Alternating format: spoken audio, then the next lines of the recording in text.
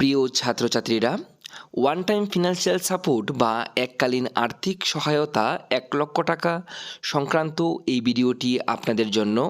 আপনারা যারা আমাদের রাজ্যের ছাত্রছাত্রীরা আমাদের রাজ্যে বা রাজ্যের বাইরে যে কোনো শিক্ষা প্রতিষ্ঠানে আপনারা মিনিমাম ২ বছরের কোর্স করছেন, যেটা প্রফেশনাল কোর্স হতে হবে, আপনাদের জন্য আমাদের রাজ্য সরকারের যে ১,০০,০০০ টাকা আর্থিক সহায়তা অনুদানের যে প্রকল্প রয়েছে, তো ওবিসি যে সমস্ত ছাত্রছাত্রীরা রয়েছেন যারা ২০২৫-২৬ ইংরেজি শিক্ষাবর্ষে আপনারা ভর্তি হয়েছেন আমাদের রাজ্যে বা রাজ্যের বাইরে যে কোনো শিক্ষা প্রতিষ্ঠানে, মিনিমাম ২ বছর হতে হবে সেই কোর্সটা।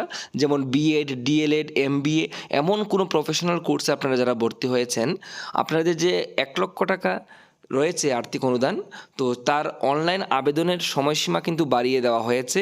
তো যারা অনলাইন আগে আপনারা আবেদন করতে পারেননি, আপনারা আগামী ২৫ মার্চ ২০২৬ ইংরেজি তারিখ পর্যন্ত কিন্তু আপনারা অনলাইনে আবেদন করতে পারবেন। এবং অনলাইনে আবেদন করার পর সেই আবেদনের কপি এবং অন্যান্য যাবতীয় ডকুমেন্টস আপনাদের আগামী ২৭ মার্চ ২০২৬ ইংরেজি তারিখের মধ্যে ওবিসি ওয়েলফেয়ার ডিপার্টমেন্টে কিন্তু সকাল ১১টা থেকে বিকেল ৫টার মধ্যে আপনাদের কিন্তু সাবমিট করতে হবে।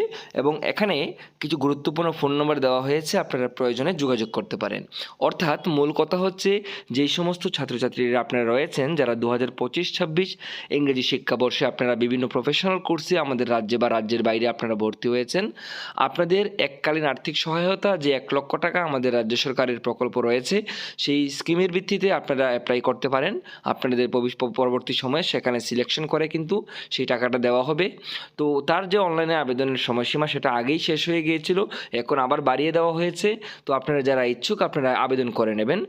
এবং আপনাদের সবার কাছে রিকোয়েস্ট থাকবে, আপনারা যারা আমাদের এই চ্যানেলে নতুন, আপনারা চ্যানেলটি সাবস্ক্রাইব করবেন এবং আমাদের যে ত্রিপুরা স্টাডি ফেসবুক পেজ রয়েছে সেই পেজটিও আপনারা ফলো করে রাখবেন, কারণ এখানে আমরা সমস্ত শিক্ষা সংক্রান্ত এবং চাকরি সংক্রান্ত আপডেট দিয়ে থাকি।